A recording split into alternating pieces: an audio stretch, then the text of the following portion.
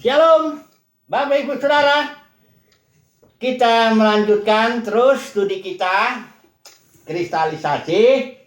Kali ini kita masuk kepada kitab yang baru, 1 Timotius. Ya, ini hanya 6 pasal, tapi ada beberapa nasihat Paulus kepada anak rohaninya Timotius. Ini Timotius juga, Paulus itu ketika pemenjaraan yang kedua di Roma itu dia mengirim surat juga.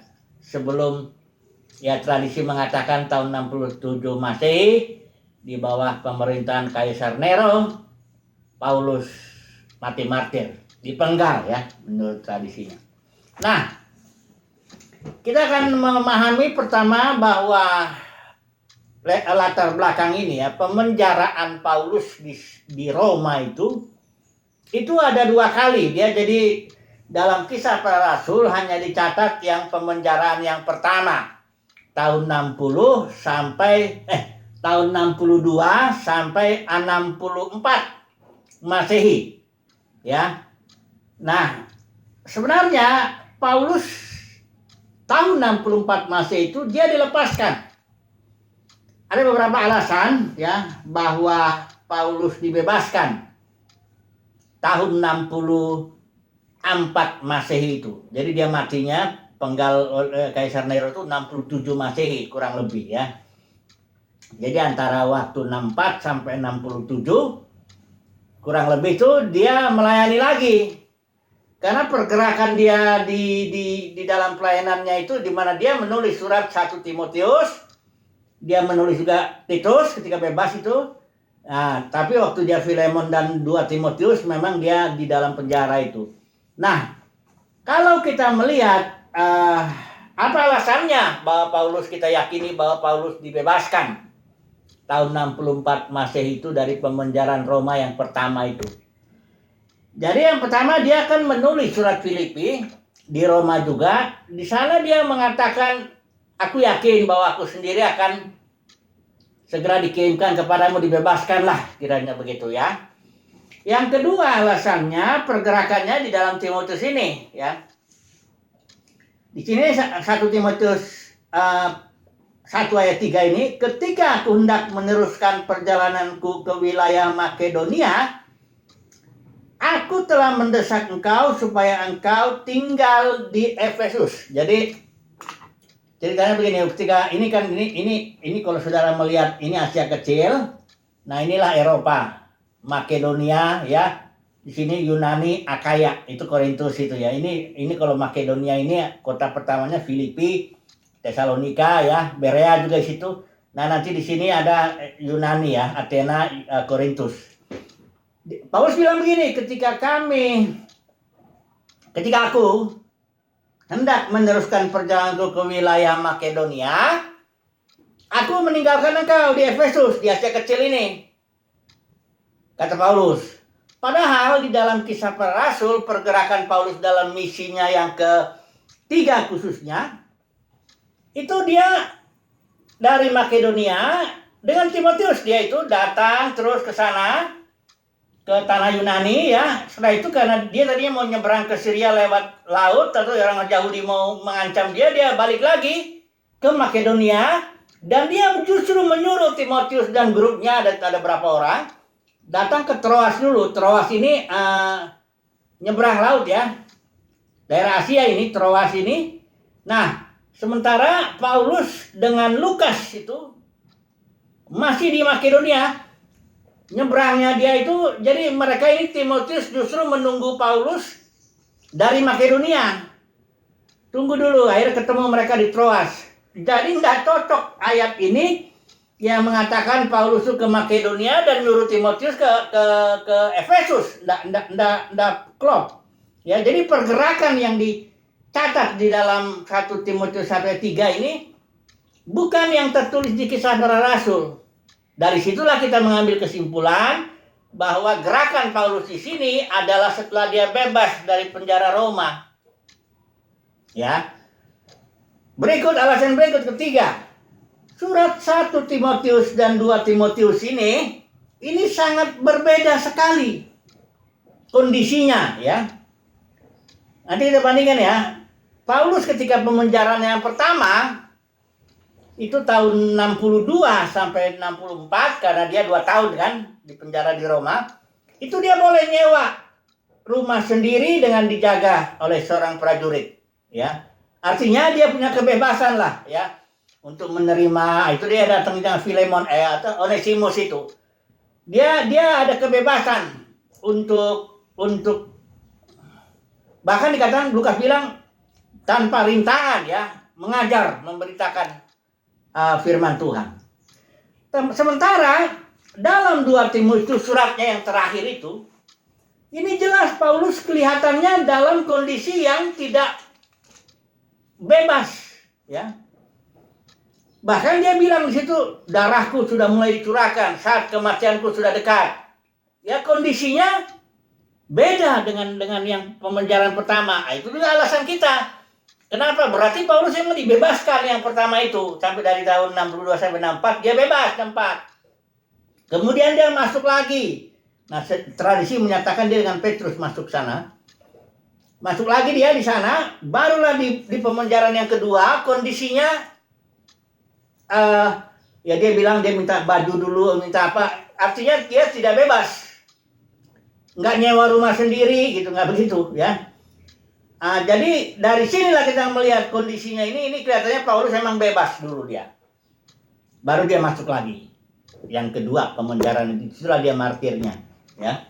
Nah, jadi alasan ini kenapa perlu, karena ya kita harus melihat bahwa Timotius ini teman sekerjanya juga Titus ya. Titus ini juga, ini yang keempat alasannya ya. Titus ini teman sekerja Paulus di Kreta. Di Kisah Para Rasul nggak ada nama Titus di Kisah Para Rasul ya. Tapi di dalam, kalau kita melihat Titus itu, dia bilang aku meninggalkan, ini coba sebentar kita lihat Titus ya. Titus 1:5 ya. Aku telah meninggalkan engkau di Kreta. Jadi artinya Paulus ke Kreta bersama dengan Titus, tapi Titus ditinggalkan. Paulus pergi lagi.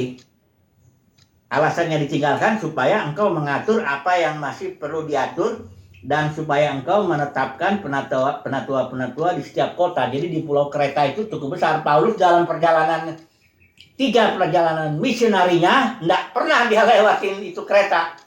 Pulau Kreta besar begini. Di sini ada Siprus. Dia yang pertama dia mutar di sini, ada Listra, Derbe, apa semuanya. Antioquia yang pertama, yang kedua dia mutar sampai ke sana, ke tanah, dia ngelewatin ya, Kretanya di sini. Dia sampai ke Korintus, dia banyak lama di sini. Yang perjalanan ketiga dia di Efesus lama. Nggak ada dia ke sini, ke Kreta. Ya. Dan juga nama Titus nggak ada di Kisah Para Rasul. Berarti pelayanan Paulus yang di Kreta ini dengan Titus itu setelah dia keluar dari pemenjaraan di Roma yang pertama itu.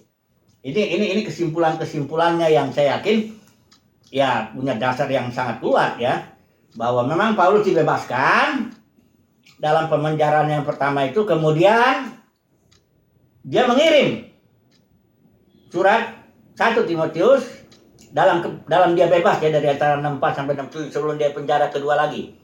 Dia nulis kepada kepada Timotius, kepada Titus. Kemudian dia masuk lagi penjara Roma dan dia martir di sana, tapi dia sempat kirim 2 Timotius. Jadi 2 Timotius itu surat yang terakhir ya, di mana dia mengatakan darahku sudah mulai dicurahkan, saat kematianku sudah dekat. Memang mestinya begitu ya. Hamba Tuhan mestinya tahu lah saat di mana Tuhan bilang ya sudah dekat waktumu ya. Kalau mendadak mengejutkan biasanya hamba Tuhan tahu ya, emang sudah selesai ya. Makanya Paulus bilang aku telah mencapai garis akhir. Aku telah di 2 Timotius ya, aku telah mencapai garis akhir. Aku telah memelihara iman. Aku telah mengakhiri pertandingan yang baik. Jadi dia memang tahu. Oke. Nah, kemudian kita akan masuk kepada Timotius ini. Surat yang 6 pasal ini kita tetap analisis berdasarkan prinsip trilogi. Ya, selalu kita begitu ya. Karena trilogi itu prinsipnya Tuhan. Dalam Amsal 22 ayat 20 dikatakan aku berbicara secara excellent itu 3 kali. Ya, istilah shalus, istilah Ibrani itu banyak nggak diterjemahkan. Kalau IRT menerjemahkan 3 kali ya. Dalam surat Timotius ini, mari kita bagi ini, apa sih intinya? Itu dulu ya, sebelum, jadi menganalisis itu menganalisis itu memilah. Ya, kalau saudara ingin memahami sesuatu, harus dipilah dulu menjadi bagian-bagian, dan bagian-bagiannya ini diteliti. Kemudian yang bagian-bagiannya harus dimasukkan lagi ke dalam keseluruhannya untuk menarik suatu kesimpulan yang umum. Untuk memahami sesuatu itu harus begitu. Saudaraku, dalam dalam hampir semua ilmu, teknik analisis ini dipakai, ya.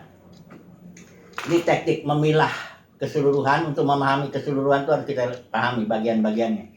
Nah, 3 bagian yang sangat penting yang kita akan bahas di sini adalah pasal 1 sampai pasal 1 sampai pasal ayat 17. Ini pendahuluannya. Karena intinya daripada surat ini, yaitu dari pasal 1 ayat 18 sampai ke pasal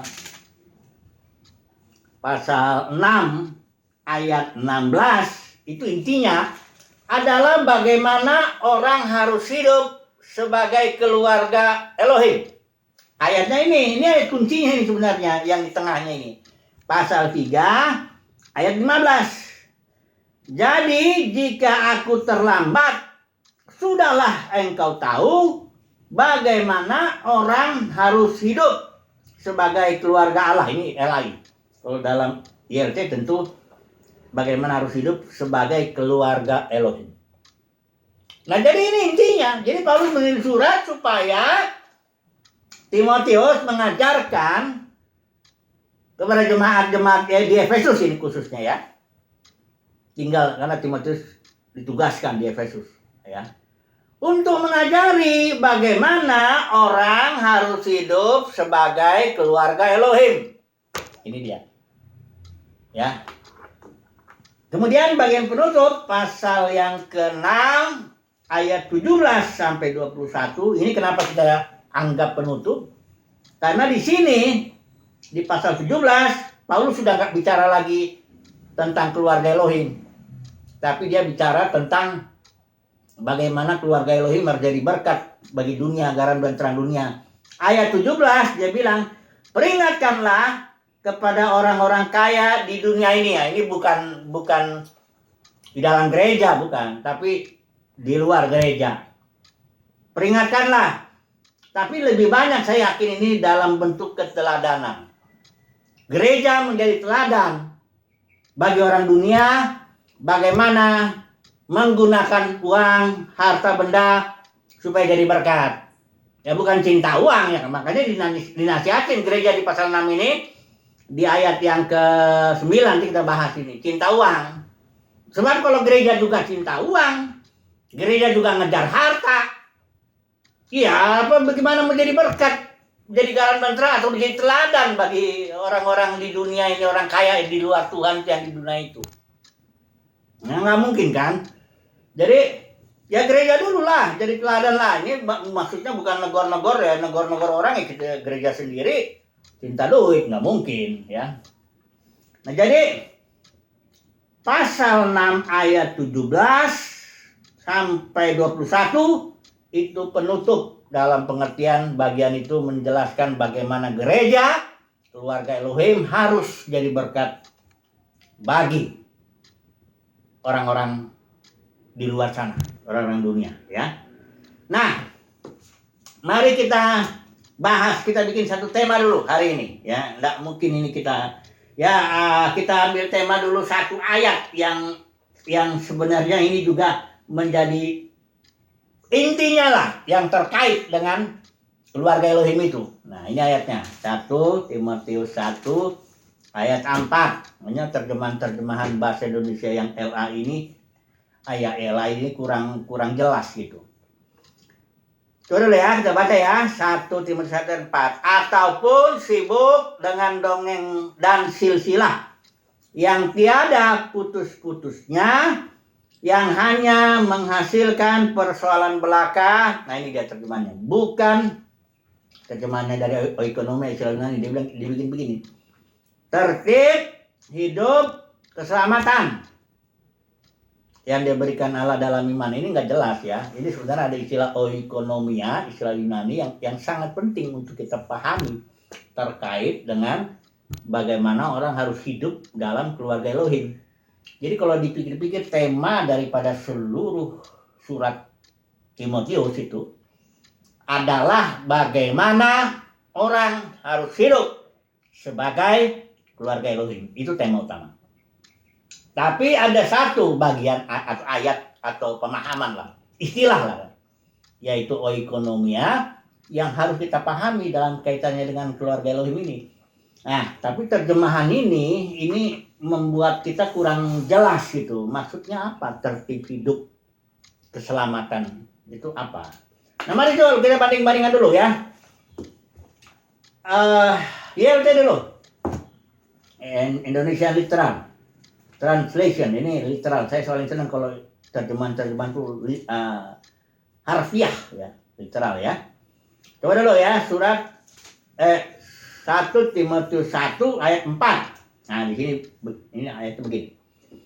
Ataupun menaruh perhatian pada mitos-mitos dan silsilah-silsilah yang tiada akhirnya, yang lebih banyak menimbulkan perdebatan daripada penata layanan Elohim yang ada dalam iman. Nah, ini sudah dekat ini.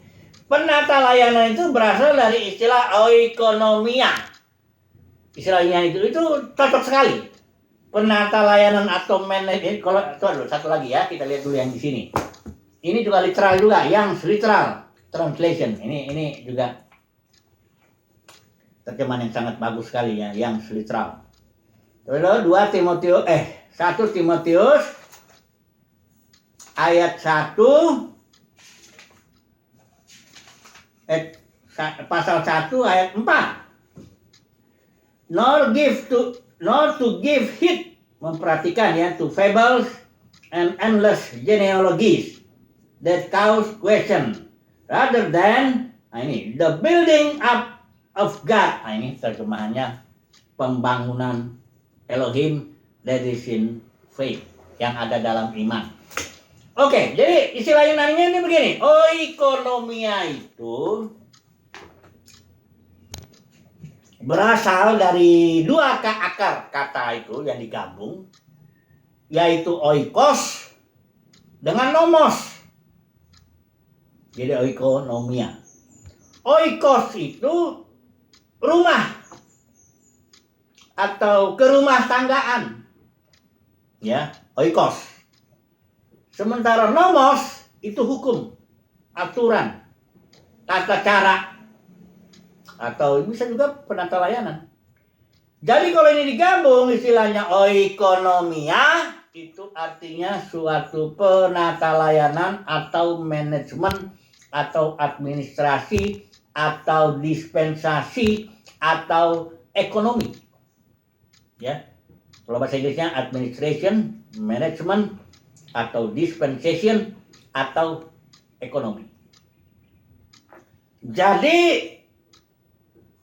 oikonomia itu suatu dispensasi atau penata layanan atau pengelolaan daripada kerumah tanggaan Elohim.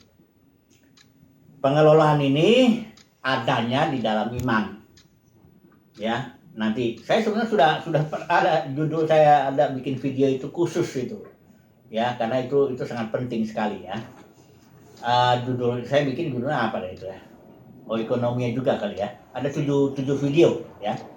Karena tiap babakan itu saya bikin juga itunya. Satu video satu babak. Oke, jadi apa sih isinya pengelolaan Elohim yang ada dalam iman itu? Isinya itu apa? Apa pengelolaan? Bagaimana caranya Elohim mengelola ke rumah tanggaannya? Karena tiap rumah tangga beda cara mengelolanya, betul kan? Kalau Elohim intinya Karena pengelolaan itu ada dalam iman. Artinya dia akan mengelola keluarganya sedemikian sehingga keluarganya percaya kepadanya. Ini intinya, iman. Ya. Dia akan kelola, dia akan bertindak, dia akan berbuat, dia akan bikin perjanjian, dia akan begini sebagainya, mendidik, mendisiplin, menghakimi agar keluarganya percaya. Karena pengelolaan itu ada dalam iman. Ya itu ya. Ada orang kan keluarga lain yang pokoknya yang penting kau harus pendidikannya tinggi gitu lah. Dikelola lah itu anak-anaknya gimana supaya kau harus belajar yang baik, supaya sekolahnya tinggi. Atau supaya kau bisa berdagang dan kaya. Ada juga begitu kan, tiap keluarga berbeda. Atau dibikinlah yang penting kau jangan bikin malu keluarga dan sebagainya. Kalau Elohim pengelolaannya, arahnya adalah supaya semua anggota keluarga Elohim itu percaya kepadanya. Nah ini dia. Oke, tapi dalam pengelolaan itu ada banyak hal. Ada perjanjian, ya, ada masalah hukum-hukum Tuhan, ada masalah waktu, babakan zaman, ya. Jadi kalau dalam teologi dispensasi, nah ini ada satu gerakan yang bukan Injili ya. Injil itu biasanya tuh didasarkan tahun 1517 kan Martin Luther dan ajaran Calvin. Ajaran Calvin juga itu banyak ngambil dari Agustinus, Bapak Gereja. Dibilang Bapak Gereja ya, Bapak denominasi kalau saya bilang. Jadi ini enggak, ini tahun dimulainya teologi dispensasi itu. Ini tahun 1825 di Inggris. Itu ada seorang yang namanya John Nelson Darby. Dia tadinya seorang gerakan The Brethren itu karena dia tadinya seorang pendeta di Anglikan, tapi dia melihat bahwa tubuh Kristus itu semua saudara, tidak ada hierarki, tidak ada imam, tidak ada umat, tidak ada pendeta, tidak ada jemaat.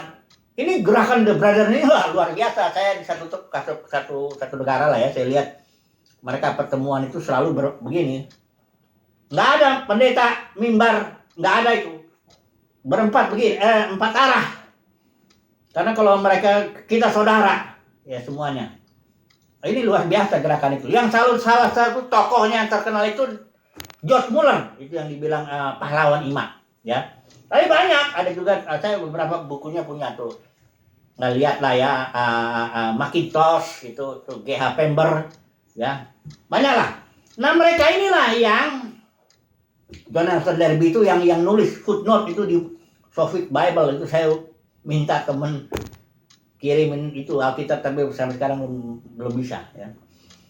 Itu dia menulis, dia inilah Brethren juga pecah juga, ada Open Brethren, ada Close Brethren, macam-macam lah ya. Tapi inti dispensasi juga macam-macam teologi itu. Sayangnya teologi dispensasi itu jarang diajarin dalam ya sekolah-sekolah teologi Injil ya, tentu enggak. Mereka agak menentang juga. Jadi begini, padahal itu bagus sekali. Itu kan memang benar, saya yakin itu Alkitab bilang begitu.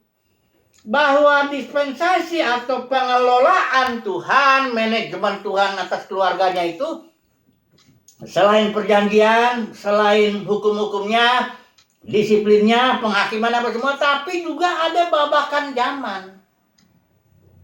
Ada tahapan-tahapan di mana Tuhan bekerja untuk mencapai tujuannya. Kalau saudara bekerja kan ada tahapannya. Masa langsung ngerjain, karena pekerjaan Tuhan ini besar, luar biasa, sampai dari mulai dia menciptakan manusia sampai nanti Bapa menjadi semua dalam semua. Proses itu perjalanan itu panjang banget. Diciptakannya tujuannya kan 2 ini. 1, menjadi serupa segambar dengan dia. Yang kedua, berkuasa atas segala sesuatu di bumi ini. Dan itu bertahap. Nggak bisa sekali jebret. Jadi begitu nggak mungkin. Itulah sebabnya si J.N. Darby grupnya itu, dia melihat bahwa harus ada tahapan-tahapan. Hanya beda-beda. Ada kalau menurut yang umum ya, J.N. Darby ini saya ngomong jadi agak ke arah sana ya. Tadi udah 10 karena ini nggak boleh 20 menit lewat. Ya, jadi belum masuk gitu saya. Sebentar nanti kalau gitu besok ya. Yang penting begini, ada tahapannya lah. Ya masing-masing kalau J.N. Darby bagi 7. Ya dispensasi ya. Ada juga yang bagi 4. Ya. Saya bagi 7 tapi dengan satu pengertian. Bahwa dalam pengelolaan Elohim bapak itu atau apa headship apa fathership ya, itu sangat penting ya, kebapaan ya, bukan manajer itu Tuhan lah manajernya, dia manajer, dia yang bikin manajemen itu, dia kalau manajer kan tugasnya itu planning, organizing, leading, controlling kan, gitu kan, itu Tuhan. Ini makanya sekarang gereja ini dipenuhi oleh manajer, itu makanya kacau, jadi denominasi pecah gitu. Tiap manajer punya pikiran sendiri, tiap manajer punya cara sendiri untuk mengelola, untuk jadi kacau. Kalau lah gereja Mula Maju satu manajernya, satu pemimpinnya, Roh Kudus.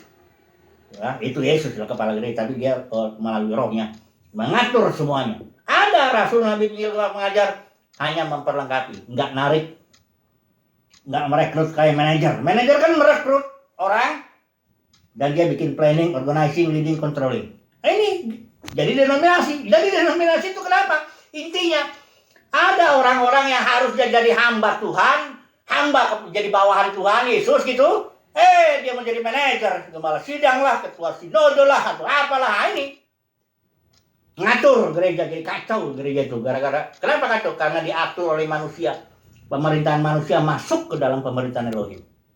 Jadi oke lah, ini sudah cukup lah, ini stop dulu. Nanti besok kita akan sambung lagi. Pendek kesimpulannya bahwa surat 1 Timotius intinya bagaimana orang harus hidup sebagai keluarga Elohim.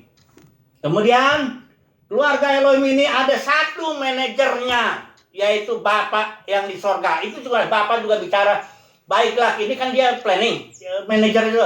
Baiklah kita menjadikan manusia. Itu yang ngomong Bapak di sorga pastilah ya. Yang lain serahkan. Amin. Baiklah kita menjadi manusia serupa segambar dengan kita. Jadi jangan, kalau saudara dan saya menjadi hamba Tuhan, beres. Kita semua jadi hamba, beres.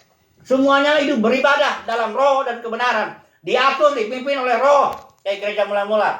Paulus, Yohanes, Petrus, semua diatur. Filipus, Ananias, semuanya diatur. Bahkan seluruh jemaat diatur oleh roh. Itulah ibadah sejati, itulah yang kalau mau hidup dalam keluarga Elohim. Kalau udah mulai ada ini pemimpin ini mau jadi manajer, ini kacau. Oke lah, cukup dulu lah ya kesimpulannya. Apa nih? Ya udah cukup lah itu ya, tahu udah jelas itu bahwa bagaimana orang harus hidup dalam keluarga Elohim dan manajernya adalah Tuhan. Kita semua memahami ini, menjalankannya. Oke, haleluya. Amin.